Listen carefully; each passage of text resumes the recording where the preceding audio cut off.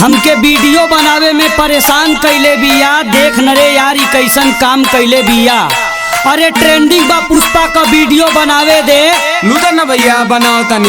है साला ते मोबाइल ऊपर कर हम डायलॉग बोली मुर्गा भात आज साला छोड़ेगा नहीं, 2 रोटी ज्यादा तोड़ेगा।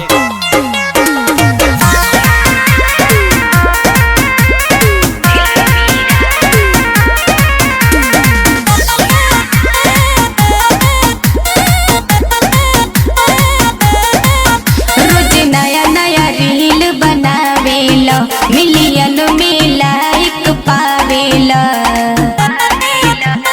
ए बाबू, रोज नया नया रील बनावेला, मिलियन में लाइक पावेला।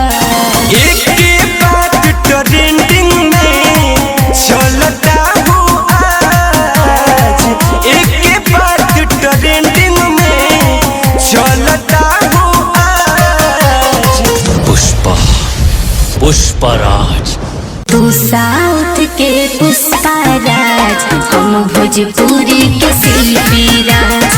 तू साउथ के पुष्पराज, हम भोजपुरी के शिल्पी राज। हम सबके सामने चिल्ला के ही बात बताई, जे हमके फ्लावर समझता उनके हम फायर बन के दिखाई। जिंदगी के रफ्तार में मैं साला झुकेगा नहीं, गुटका राज मैं साला झुकेगा नहीं।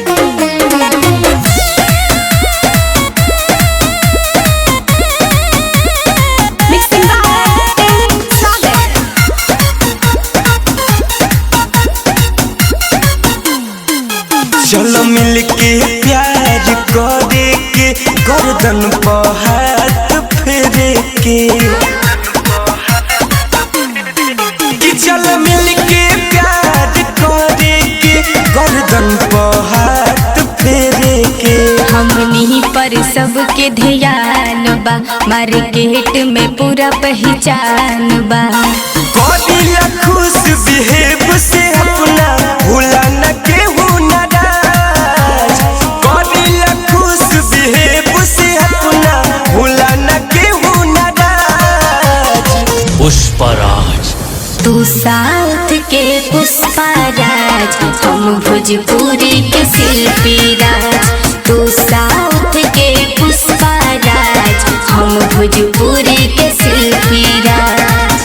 ए प्रदीप, तू हमके साउथ का पुष्पा राज जानत बिया, अपने आप के शिल्पी राज मानत बिया। तो ठीक है डीजे वाला भाई तू आवाज बढ़ावो, हम सब बोलेगा कुछ भी नहीं भूलेगा। अरे का बोले कर रहा? हाँ, एवेदी केरला जैसे भी माटी खोदेला।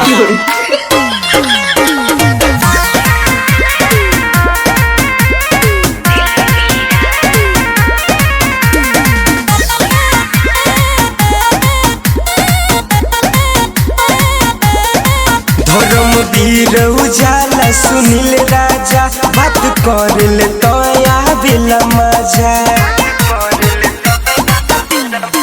धर्मवीर उजाला सुनील राजा, बात कर ले तो आवेला मजा। चल मिल के वीडियो बनावे के, पूरा दुनिया के दिखलावे के। हमके प्यार करेलू तू, हम तोहरा पे